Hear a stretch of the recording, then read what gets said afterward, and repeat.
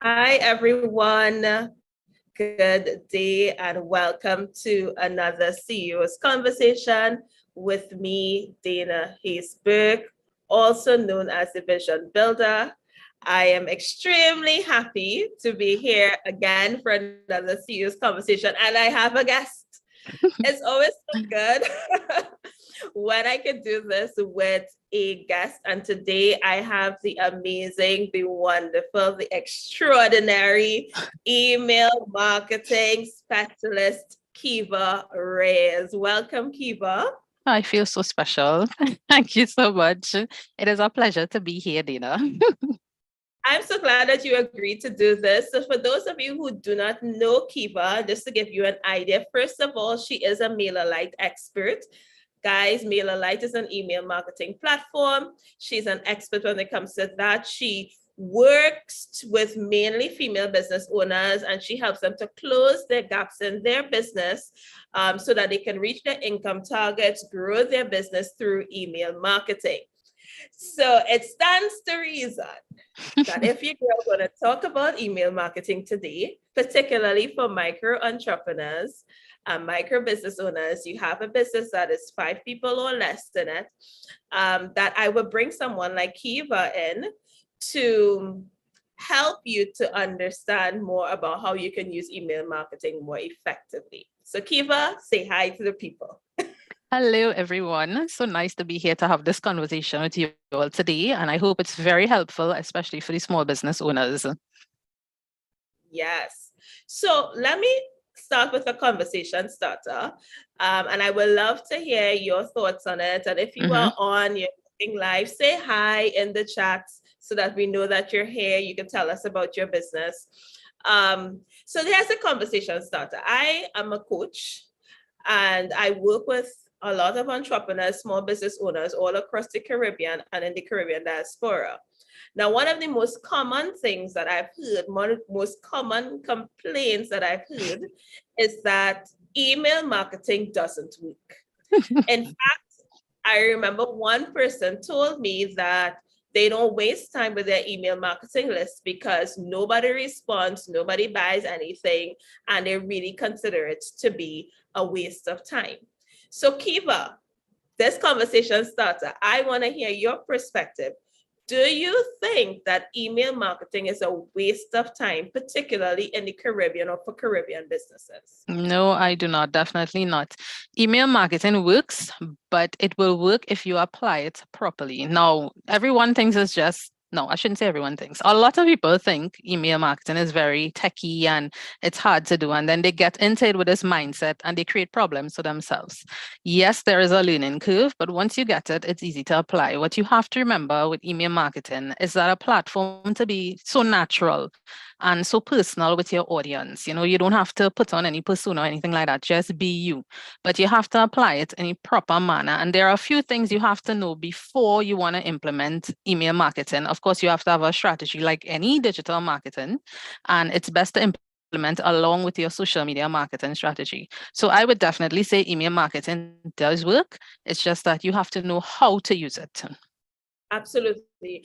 And I want to endorse and agree with that. I think it's like anything else that you're using, text messages, WhatsApp, a flyer in regular mail. Mm-hmm. It works if you understand what you're using it for. Yes. And I also think that we have to remember when it comes to email marketing that we cannot think like Amazon. You can't think like eBay. Very You good cannot point. think like Walmart. You can't even think like Massy Stores if you're in Trinidad, right? Exactly. I think that you gotta, as you rightly say, have a strategy for it and understand that the core or the essence of building any space is to build community. Mm-hmm. That's what I feel. It's just like social media. I think that one of the issues when it comes to social media is that people think of it only in terms of a space for followers and not a space for community. Yes. So what you are saying there in terms of how you use it, I think the first mindset shift that I tell my clients to have is to understand that if you treat it like a newspaper ad, or if you treat it like a magazine, you'll get magazine response, which means that when I read a magazine, I honestly don't expect to write the editor. True. I don't expect that when I read an article in a magazine that I'm going to say, hey, editor, good article.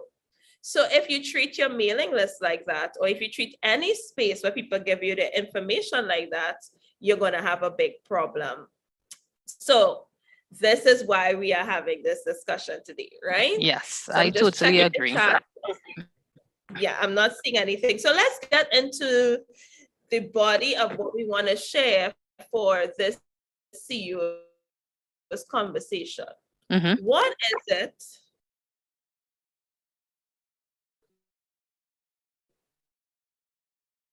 Just having a slight delay here on my side. Yes. What is it that we can actually, the sales that you get, the conversions that you get through email? What are some of these things? I would love to hear from your perspective. Can you repeat the question? I don't know if it's my internet or your internet, but technology, we're having a little problem here. It happens. Hold once, let me just ensure that this is working. Right, so I was asking, what are some of the things that small business can do to improve their sales, increase their sales from an email marketing perspective? What are some of the things that we can actually do for the person who's thinking email marketing doesn't work? The truth is it does work.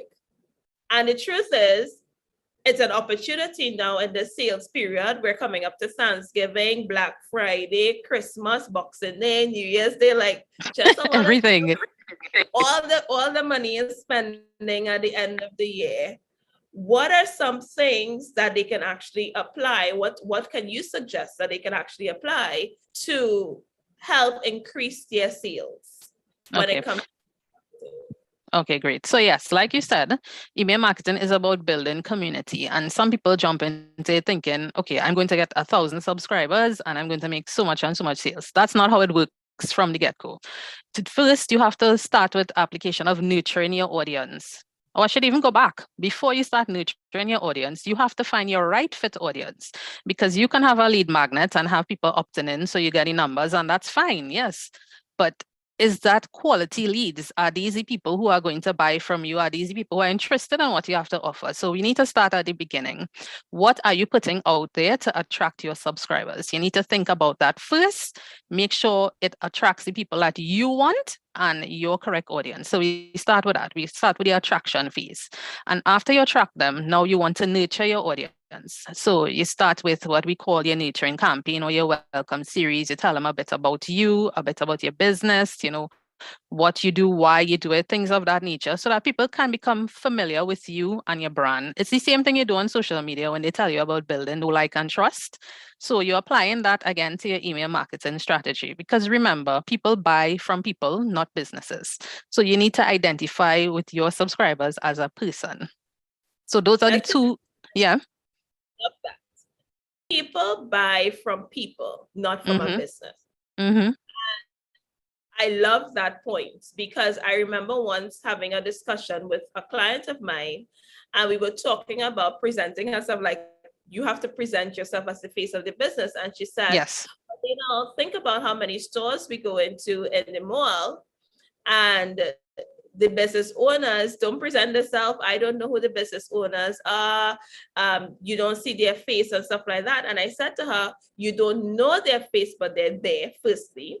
Second, when they started their business, that was not the case. When the store started, I promise you, for someone to trust them with their goods and services on a shelf, they had to present themselves and somebody had to buy into them. Yes, so definitely. People is an important thing. And so one of the things that I see a lot of the times, especially if I, for some reason, I haven't done it in a long time, but I would subscribe to something to get access to a product, a service, a masterclass, something like that. One of the biggest mistakes that I see in that lead up sequence is the sequence after is that everything is about the person. Yeah, definitely. And I have found that, you see, people like to know that you are providing opportunity for them to speak to you. Very so true. If all about yourself, then here's what I'm going to do: treat you like the magazine, and I'm going to let you talk about yourself. Yes, very good point. And I mean, no one likes, okay, we having a conversation. It can't be all about me.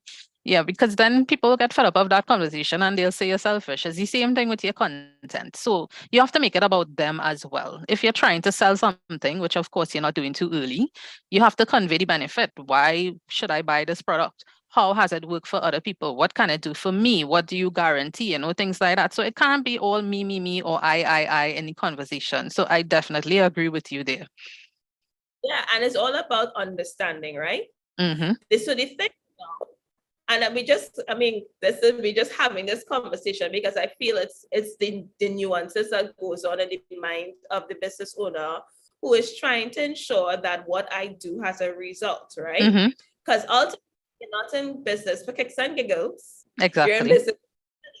So you're hoping that this activity that you're doing is going to lead to a result. Now, other things that I've seen happen with the lead sequence is that you're asking them or inviting them to talk to you, but when they look at your language, they look at the things that you're saying, you also are not clearly showing that you understand their problem. Yeah. And I feel that back to what you're talking about in terms of what is your lead or what you create as the freebie to attract them in. Yes. Do you understand the problem? Definitely. Do you understand what the problem is? So I just want you to explain, because this is one of the things that happened to me when I first kind of got into the email marketing, digital marketing space. I heard everybody talking about leads, and your girl was like, what are you talking about? And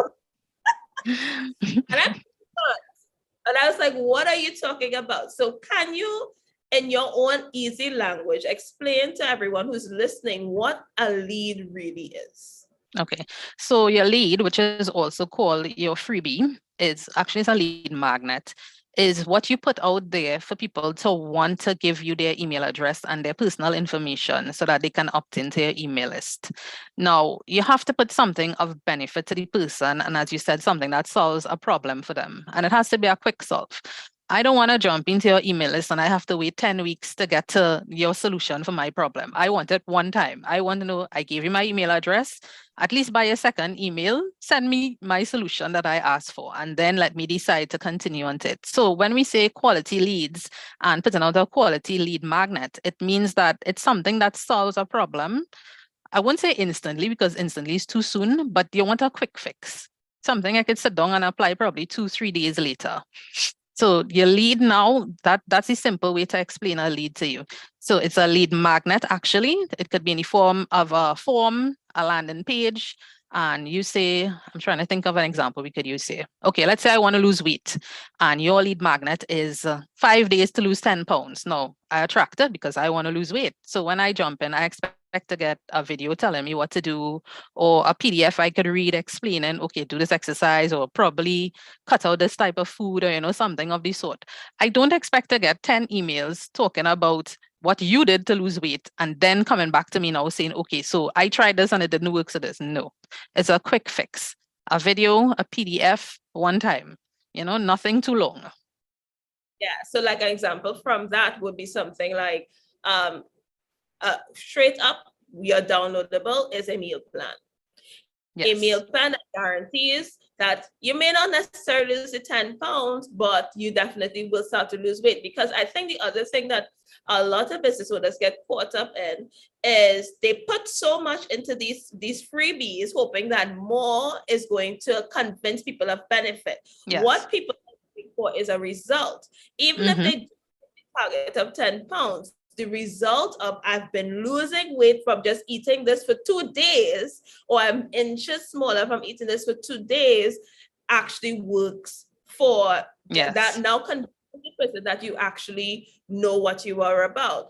So I like that So a lead is really something of value that I put out there that solves a problem. Now, in order for you to get, as Kiva was saying, qualified leads, you got to be clear on the problem. And this is where somebody like me pops in, because I'm going to ask you, did you do any research? Yes, definitely. Because many times I know how businesses are created. I've created more than one, right? You have this great idea in your head and everybody needs it. Yep. We do need, who doesn't need email marketing, Kiva? Everybody needs it. Yes. In your mind, they're going to run for the email marketing because you're not understanding like the problem that they actually are thinking. The problem is not the emails, it's the sales. Yes. So if you have to put out something, you got to put out something that speaks to the problem. Now I have a question here from Kristen Lewis on LinkedIn. And he said he loved the statement, people buy from people, not businesses. However, as a previous small business owner, many individuals did not have email addresses or actually use their emails. What is a solution to issues like that?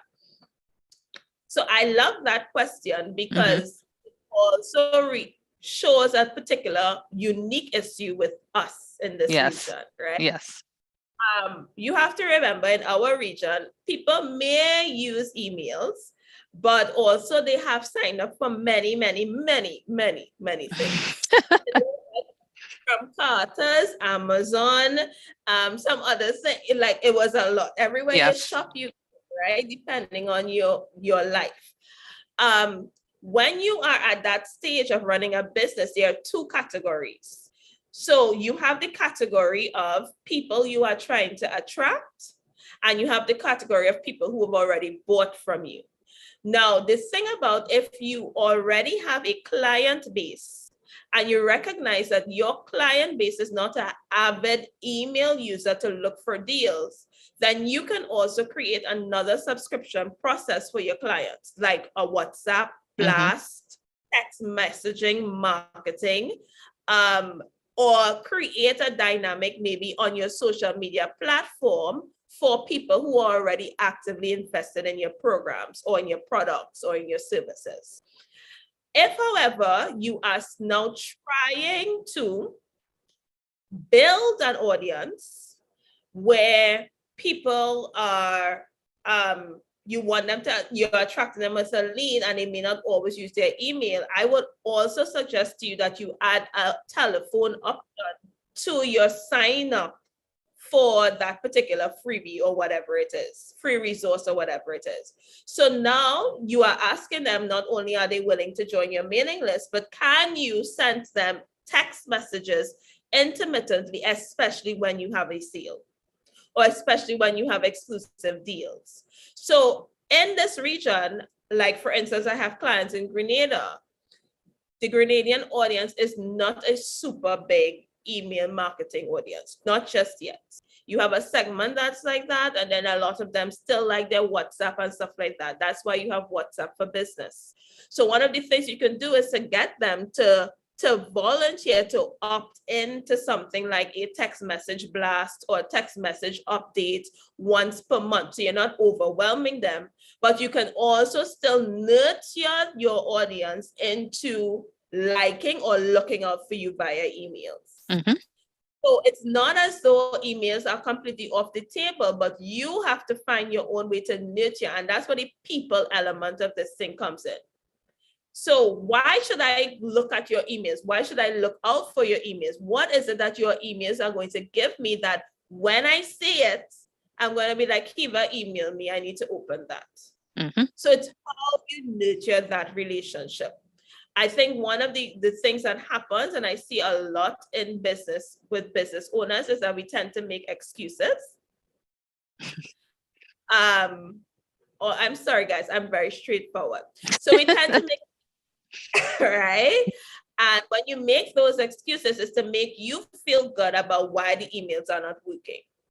But I truly believe that in business, particularly as it relates to selling in your business, working in your business, curating your audience, it's like curating a relationship. And if I'm curating a relationship with Kiva or with Andrea or with Kristen, right? I'm curating a relationship. We determine the paradigms of how we will communicate with each other. And you can get them to see opening an email from you is a valuable thing. And that's what we want. What are your thoughts, Kiva? I love that. I love that definition. Yes, emails may not be as big in the Caribbean as it is internationally, let's say like in the US or England or places like this, but it is building. And then again, it depends on the type of business. Now, we all have to learn to be creative and think outside of the box. So there are ways you can apply it to your business. And like Dana said, WhatsApp business is very good. But for me, honestly, my personal number, you sending me about business, I really don't like it. I would rather you send me an email and let me look at it and see if I'm interested. When you send me a WhatsApp and I see business one time, block. Because this is my personal phone. This is for my friends. This is for if I decide to make a business call and I tell the person WhatsApp me, fine. But when you come in with business into that, I feel a little bombarded. So still ask for permission, like Dana said. Can I send you information via text and let the person give their consent, yes or no, which is the same as emails. When someone signs up for your freebie, they are actually giving their consent for you to email them. So that's the difference in having an owned list. So definitely you can try the emails, lead them back to your email marketing strategy. Use the WhatsApp, say, you put it in a nice way. Okay, I don't want to bombard you on your personal number too much. How about I email you? Would that be easier, and have the conversation, take it off from WhatsApp and take it onto your email marketing. And I love that. Do you hear how Kiva just said that, guys? She said it like a human. Like a human being speaks to another human being. Because again, we have really been conditioned to polished business language that takes your personality out of everything you are selling because it's from a business. Now, that doesn't mean to be crazy and, a little bit ratchet, No. in the way that I'm just speaking about using language that sounds like a human. So just as Kiva said that there, like, I don't want to bombard you on your personal number, but I do have a number of things that you could benefit from. Would it be better for me to send it to you by email and you are able to respond to what you would like to take advantage of? Professional yet personal. Professional yet personal. So any reasonable individual hearing that would feel, yeah, that makes sense. Or it gives the impression that you are considerate. So that those are the things that you want to factor in, right? Are you all liking this conversation so far? Are you getting any aha moments? Let us know. So as we say that, we're talking about personable, we're talking about being human, because I really feel that that's where in the Caribbean we make the biggest mistakes. We have really been conditioned in our schooling that business sounds like this. I'm writing you this email to inform you we are presently extending a 10% discount on all items from our 2021 catalog. We truly believe, now guys, come on now. When you read that, you swear you're reading an email from work. You swear that you're reading an email from work. You're like, who is this robot that just sent me this? Very corporate. If they've met you on your social media as a person, try and keep that consistency throughout, right? But as we're sharing on that, Kiva, what have you seen in your experience that is one email marketing tactic that rarely works, that very rarely works when people try it with their email list? Newsletters. No, I'm not saying that all newsletters don't work. I think it's how you want to apply it. Now, we get newsletters from, I think Amazon is starting it now, and we get newsletter from international companies, but we are already familiar with these companies. We're buying from them for a while. So when they send you a newsletter and you have click to purchase, it's easy to go because they already built their reputation. You know the brand, you probably know the product. But if as a local company, I just opt into your email list and the first thing you send me is a newsletter with what you have to offer and to buy from you, instant delete. Sorry, you have not spent the time to nurture me. I don't know who you are. I don't know what this product could do for me. So, and I'm very honest. I'm a little skeptical because if I don't know your company, how could I feel confident to put my credit card information in there? Next thing, all the money on my card going after I work so hard to pay off my card because we like to spend. So yeah, newsletters really work. First, no, they are informational newsletters that are different. If you send in me, like I have a client, what she does every quarter, she sends snippets of what she covered for the year so far. And that works for her because people are familiar with her brand, they're familiar with her information. And if they missed anything, they get it from the newsletter. But if it's a sales newsletter that you just want to send, no nurturing, no information, nothing extra, then no, it does not work. So don't jump into the newsletter too soon until you have a good working strategy. Yes, I love that. Don't send your pamphlets via email. That's basically what you're doing when you do a sales pamphlets. I may be selling on my little, yes, I grew up in the 90s, right? So pamphlets, you will get a pamphlet or a flyer when you go to the store. Don't do that to your mailing list. They want to know a little bit more about you, and you're not yet at the established brand level that you could take out your humanity, right? So I really like that. And what stood out to me there is that your client who does the newsletter that she sends quarterly, again, is like a relationship. Her audience expects to quarterly get that. Yeah. So it's a thing because she has kind of established this relationship with them. Yes, it's like how, when we're growing up now, right? When you're a teenager, you're on the phone with your friends for hours. And then you grow up and your very good friends understand that we will have a text message every now and again. We will make a good phone call once every 2 weeks.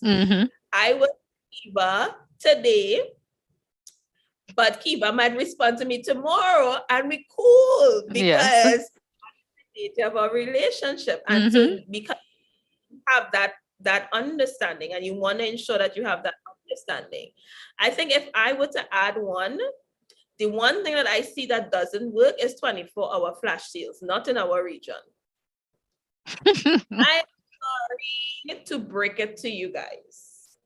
If you are running a business in the Caribbean, on the Caribbean diaspora, our audiences are not so swipe happy.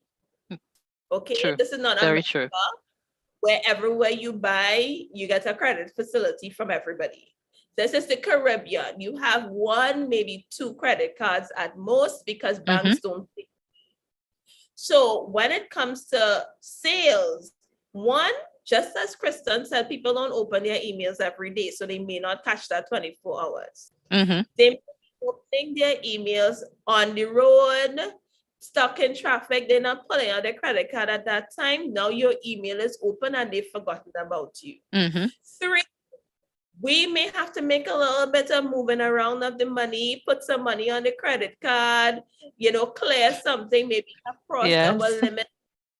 Things that are very unique to our region, that is not unique to Europe, that's not unique to the US, that's not unique to Canada, that's unique to us.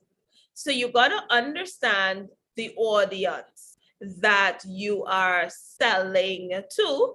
And if you understand the audience, never do a 24-hour flash sale. Leave some time for people to find the email, to decide they want to buy, settle themselves on an afternoon after work, to take out the credit card to put in the information.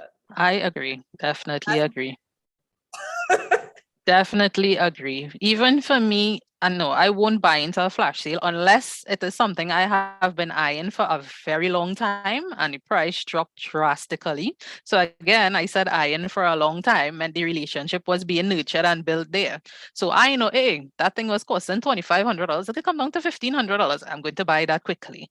Yeah, but for us, no. And especially if you're using PayPal for your payments, PayPal is very expensive for us here. So definitely the flash sale won't work. Yeah. So that's something that you want to keep in mind, especially as we're going into, again, holiday period, sales period. Y'all, I'm just saying to you, Best Buy, Amazon, all of these people can have a singular day Black Friday sale. You and your micro business cannot do that. Have a Yeah. sale period. Have a sale period. Yes. So that have the greater impact, greater turnover, greater conversion, greater likelihood of making sales. And Yes, please note, definitely. I'm saying this because I am just saying this. It is something that I do. Kiva can attest to that. I put sales for a certain period of time, and most times I hit my target for how many of the sales that I want to make, because I am aware that your audience, one, my products ain't cheap. Two,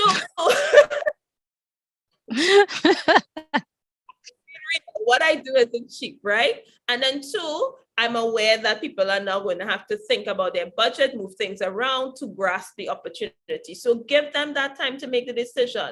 You're selling to a person, not a stat. Yes. Now, where it may be different is where you have a business that is moving things for quantity primarily. Some of you have those types of businesses, mass sales, mass audiences. You know, you are a variety store type of place, and you might have that quantity, that turnover, that volume. If that's your case, it may be slightly different. But where you're a smaller business, limited capacity, you need to think about not having a 24-hour sale. And even if you have capacity, 24-hour sales just don't work. So don't do yourself that. Don't do it. Don't do it. Okay? Lovely. So I have Andrea saying she didn't realize about the newsletters. So that's something that she learned today. Thank you, Kiva. And You're Crystal welcome, Andrea. is very informative. As someone who's getting into marketing, he is learning a lot. So I love that. Please remember to connect with Kiva, make sure you're following Kiva. She's going to have more information that's coming out. So if you don't know me, I like homework, because I think that the serious conversation, if you come here and you're sitting with us for half an hour, you got to have something that you can go away with and do, right? Because inspiration don't pay bills. Action, action that changes something will have an impact.